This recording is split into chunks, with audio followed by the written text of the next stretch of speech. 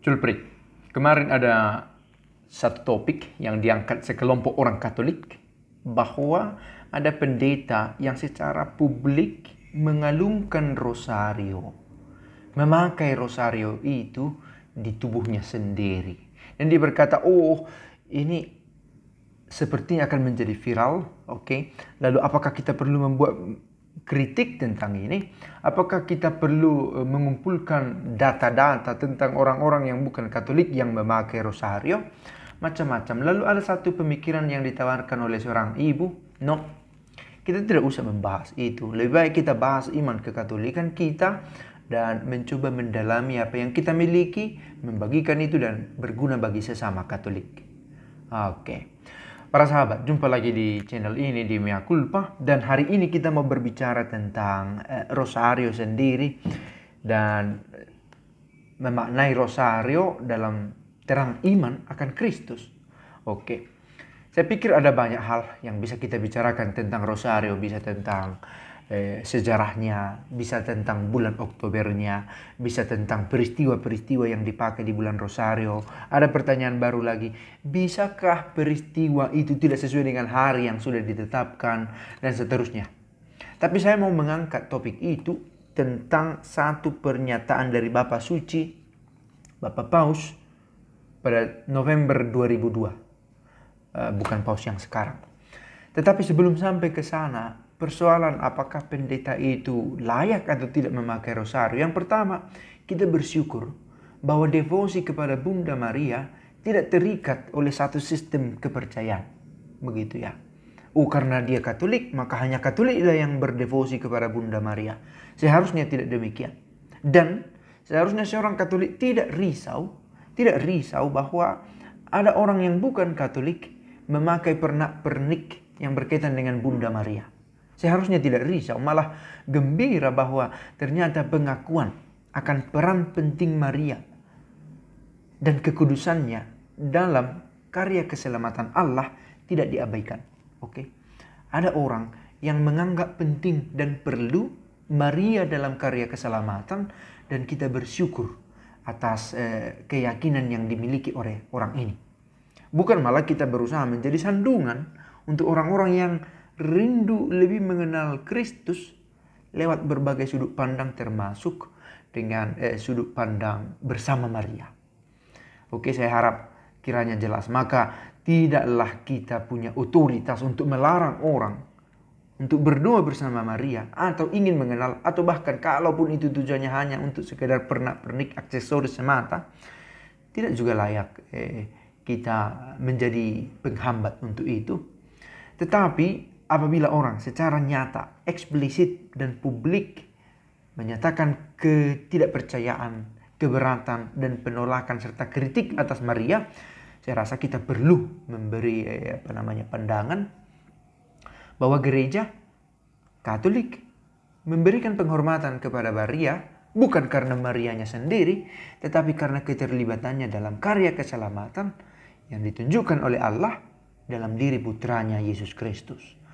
So, tentang ini saya mau mengangkat tulisan yang saya katakan tadi, bahwa pada hari Minggu 29 November 2002, Bapak Suci memberikan amanat saat doa Angelus di Castel Gondolvo.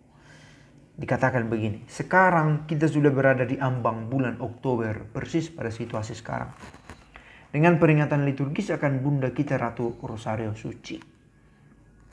Kita diilhami untuk menemukan kembali doa tradisional ini yang begitu sederhana namun begitu mendalam isinya. Doa Salam Maria yang dibawa di dalam doa rosario adalah doa tradisional, diteruskan dari waktu ke waktu. Rosario adalah cara bisa berbeda-beda, dan rosario adalah salah satu cara untuk mengkontemplasikan wajah Kristus.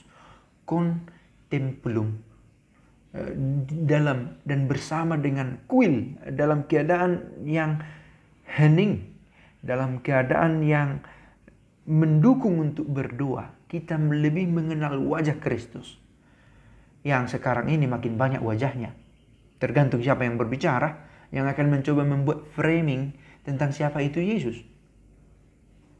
Akan berbicara tentang Yesus menurut yang dia yakini dan yang menurut dia menguntungkan dia. Akan banyak yang begitu.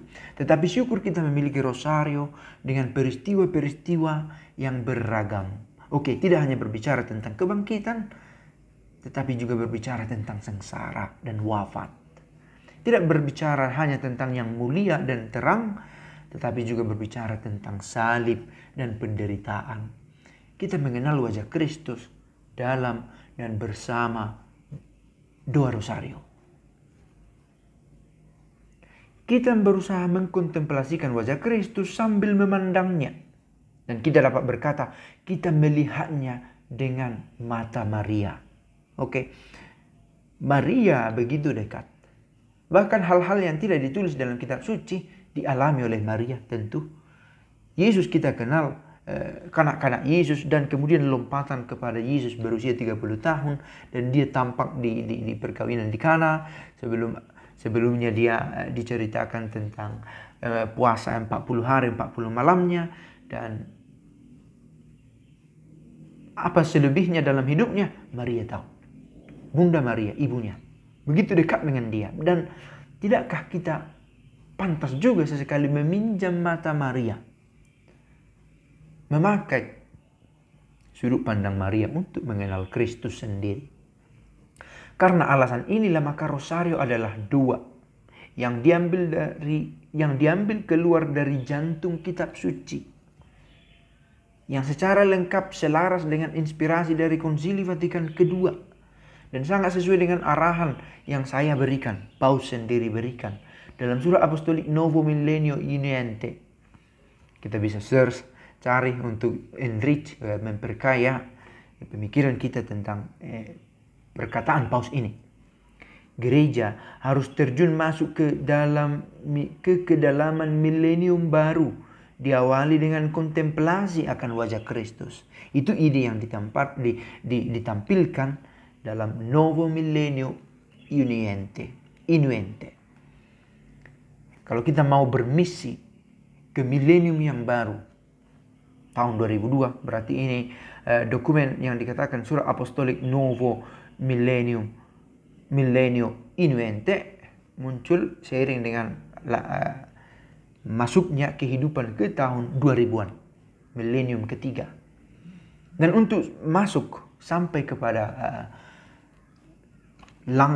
langkah itu, tahap itu, kita butuh lebih dekat dengan Kristus sebagai bekal kita mengenal wajah Kristus. Dan salah satu cara adalah dengan berrosario. Oleh sebab itu, kata Paus, saya menganjurkan untuk mengulangi dua rosario baik kepada pribadi-pribadi, keluarga-keluarga, maupun kepada komunitas-komunitas Kristiani. Dan saya pikir ini ide utama.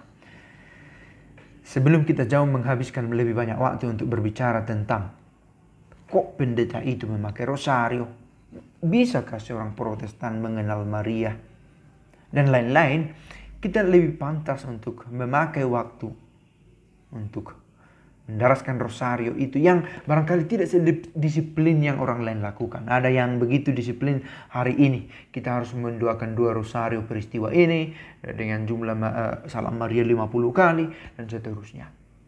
Tentu kita butuh mengalokasikan waktu untuk itu, tetapi devosi kita bersama Bunda Maria, dua-dua kita bersama Bunda Maria kepada Allah, kiranya dalam banyak waktu terjadi, sekalipun begitu singkat,